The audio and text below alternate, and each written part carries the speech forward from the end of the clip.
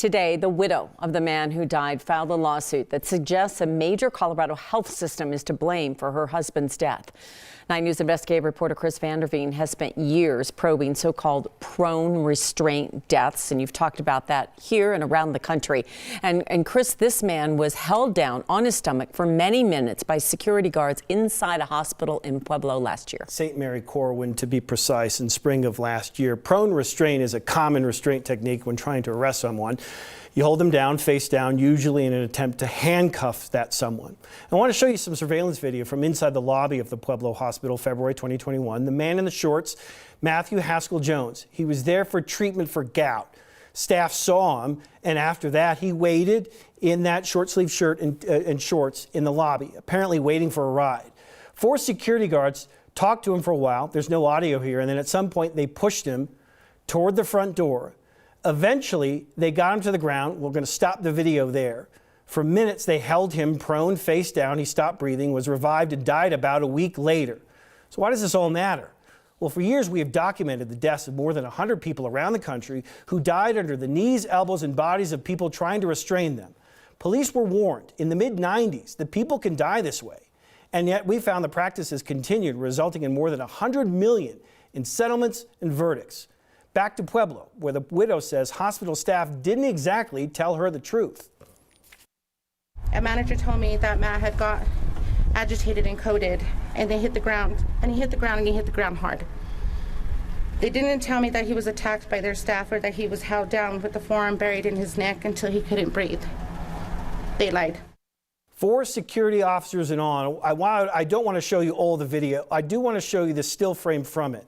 One of the officers holding Jones down with his forearm on the back of Jones's neck. An autopsy concluded not much other than Jones lost oxygen to his brain and died. The coroner also cited his weight and meth in his system.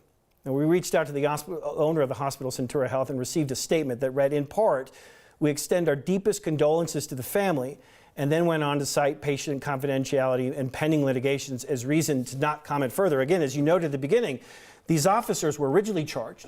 Those charges were dropped, and now the widow says this is the next logical step to go in the civil court process to try to see if she can get a remedy there. This is a long process, could take years, but in the end may get some more answers as to what happened. Why were the charges dropped? Is there any sort of explanation as to where those went? The DA went on the record down there and said that he didn't have enough information that he felt like at the time could successfully lead to a prosecution. So originally brought on and then dropped, and now so those security officers have not faced any criminal prosecution now beyond that. And now here we are in the civil process trying to get some answers. Again, this is a lengthy process that can take some time, but it's a good process to better understand what happened, because at the end of the day, an individual did die once again while being held prone. And I know most of the cases, almost all, right, are involving police officers on the streets that you have discovered, not in this kind of a setting. Yeah, we have seen some incidents involving security, but mostly this is But not police. in a hospital? In a hospital, no. Yeah, there are so many questions. I mean, obviously, we look at these things through a different lens now. Since you've done the series, as a matter of fact, we see this through a different lens.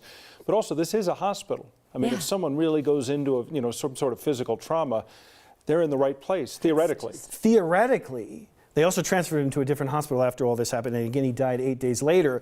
But again, they were there quickly with medical attention, but he stopped breathing, and it certainly appears as if the lack of oxygen to the brain, and that's what was cited in the autopsy, led to the death. But again, how do people die once held prone, and why aren't more people aware of this problem? That's what's really been the central issue. A lot of people don't do this intentionally, but it happens at the end of it. Well, they all seem avoidable. Right. They all seem avoidable. All right, Chris. We know you're going to follow it. We will. We'll look for more on that. Thanks.